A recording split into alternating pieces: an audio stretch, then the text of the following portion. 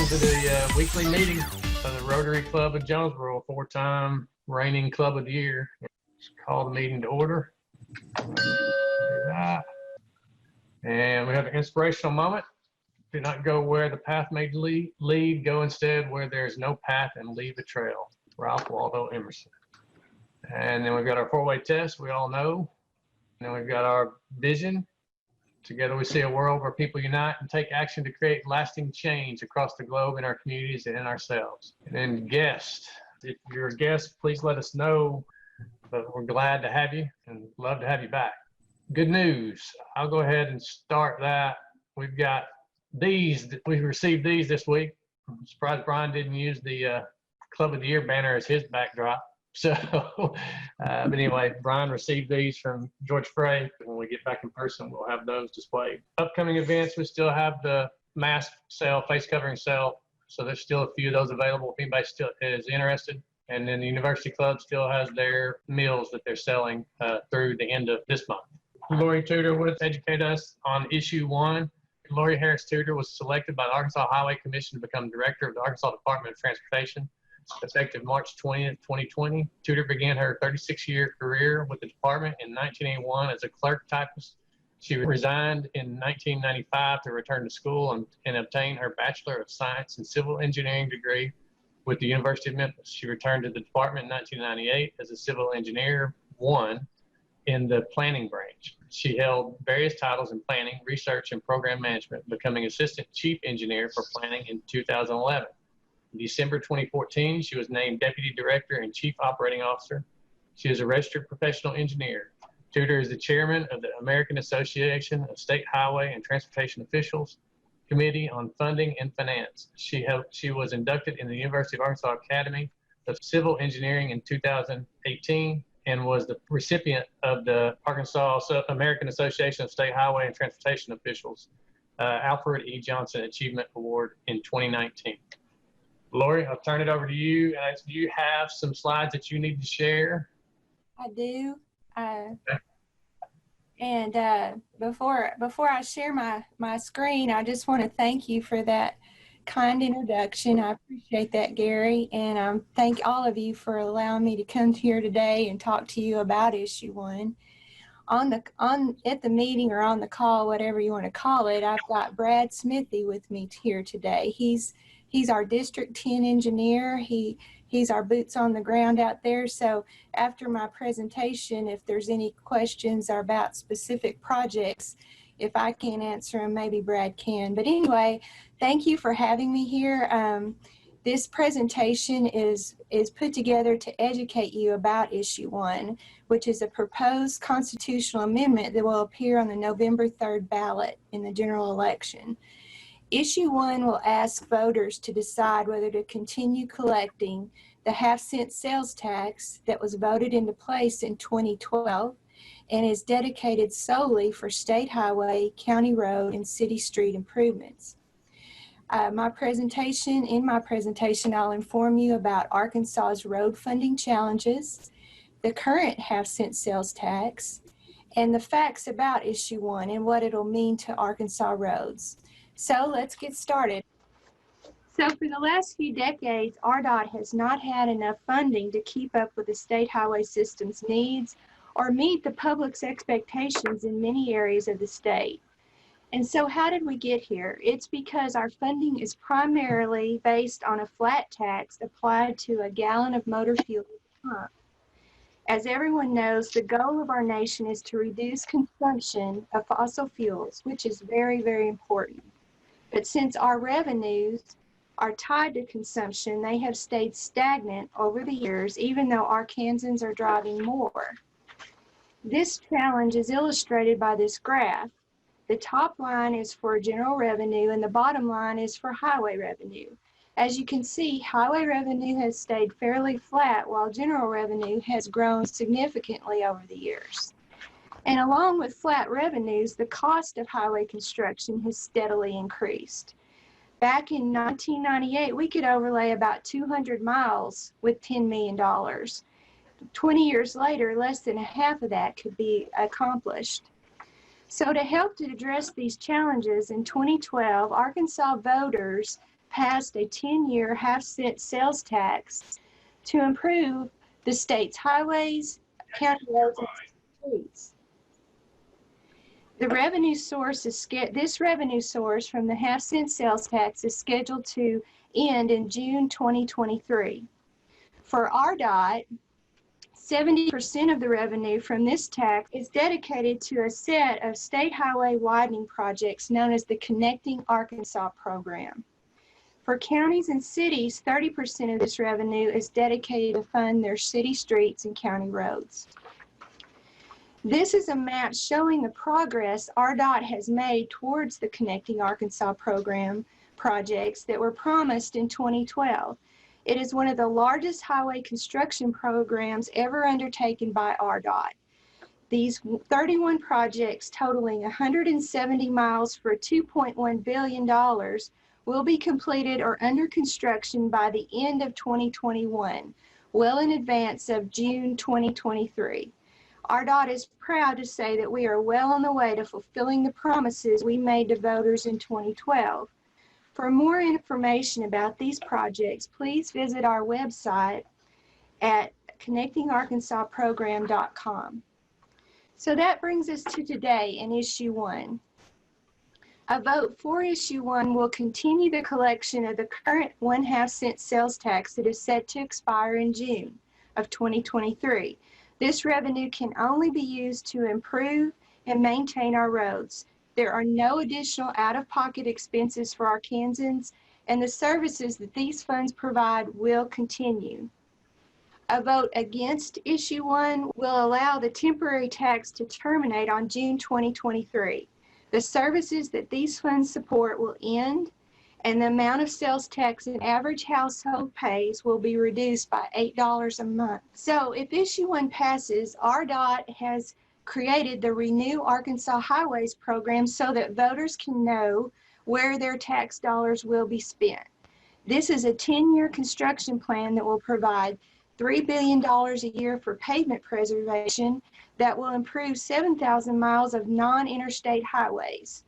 It will provide $1.1 billion for bridge improvements and preservation that will replace or repair every structurally deficient and posted bridge in the state. And there will be $1 billion dedicated to maintain our interstates. $1.8 billion is dedicated to address capital and capacity needs across the state, similar to the current Connecting Arkansas program that we just discussed and is almost complete.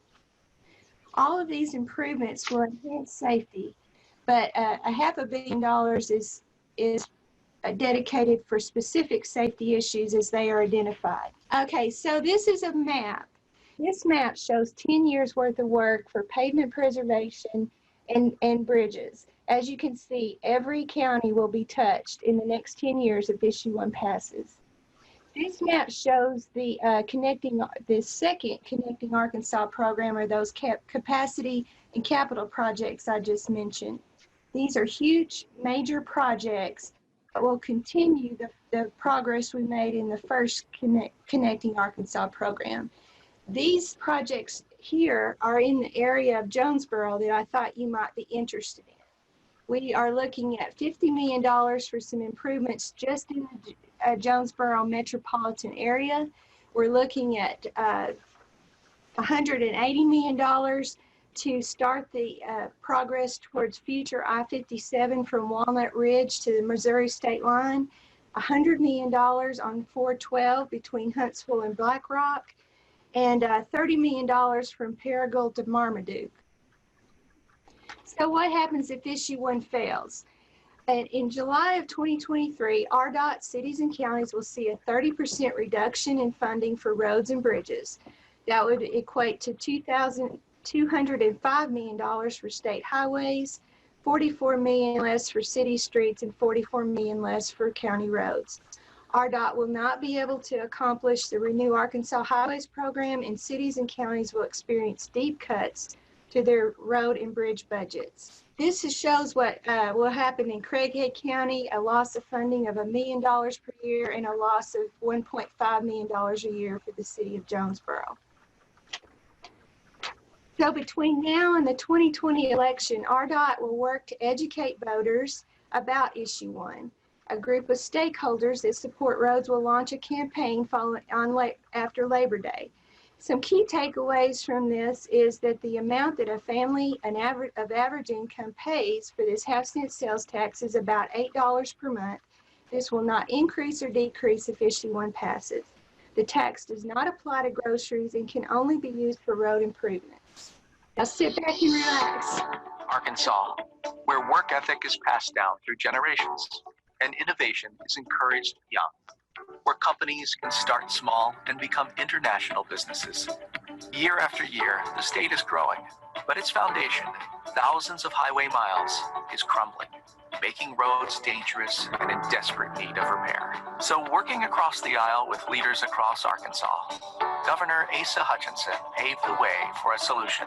And yet today in 2019, we're passing a highway plan of $300 million to the state of Arkansas to support the maintenance and construction of highways and infrastructure. But it also includes a referral to the voters that they can make the decision and gives them the final say-so.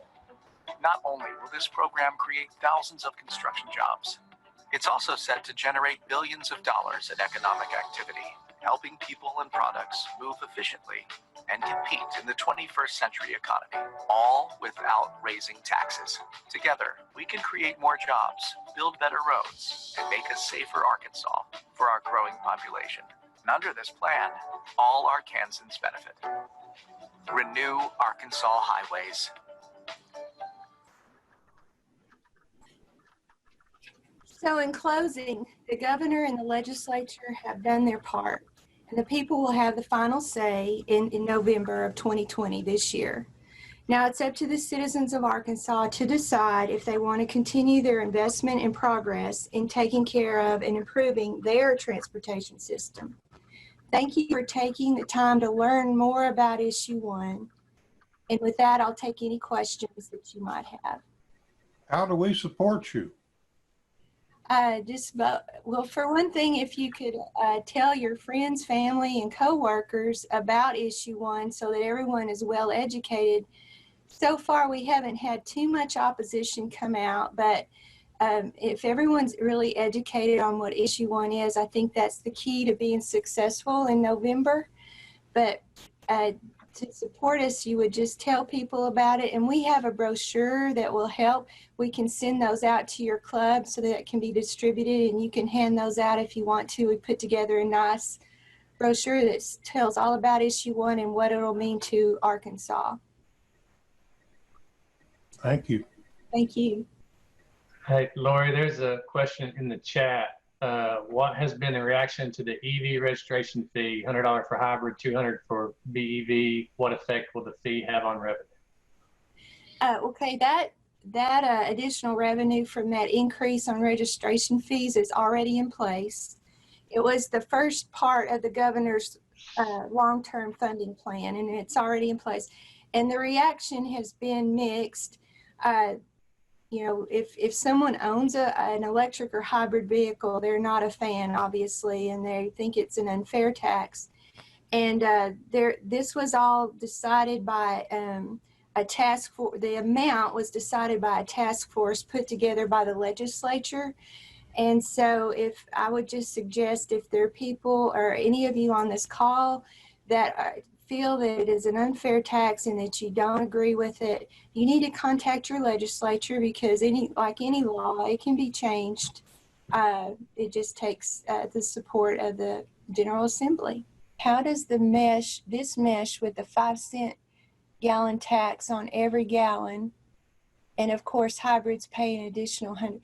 Well, okay, so this first part of the governor's plan, which is called Act 416, it increased on a gallon of gasoline. They increased the cent per gallon on gasoline by 3 cents, and it increased the cent per gallon on diesel by 6 cents. And then that combined with a registration fee increase on electric and hybrid vehicles. And then also we are getting everything over a certain amount for casino revenue. They expanded the casino gaming in Arkansas, and general revenue will be held harmless up to the amount that they were receiving before that expansion. And then as that revenue source grows, the department will get the remainder of it up to, we're guaranteed $35,000 a year. Overall, the overall amount for Act 416 for ARDOT is $95 million. That plus the $205 million, which is what issue 1 will bring, is the $300 million per year for highways, for state highways. I had a presentation that really went into the weeds on all this, but I was trying to really shorten my presentation so people would stay interested longer. And I got it down to 7 minutes and 3 seconds. So. Good. You know, this is great to have these questions to clear things up. I was hoping I would get questions to talk more about the, you know, the nuts and bolts of everything. So, Lorie, if it passes, when will it expire? It will not expire. This constitutional amendment will extend the half-cent sales tax, and it'll become a permanent source of revenue for state highways, county roads, and city streets. And what's so wonderful about it is it's diversifying our funding. As you can imagine, the flat tax on motor fuels is becoming less and less reliable, especially like through this COVID pandemic. We realized, you know, people quit driving, and it's coming back up, but it's a very vulnerable and declining source of revenue. So this half-cent sales tax is more tied to inflation.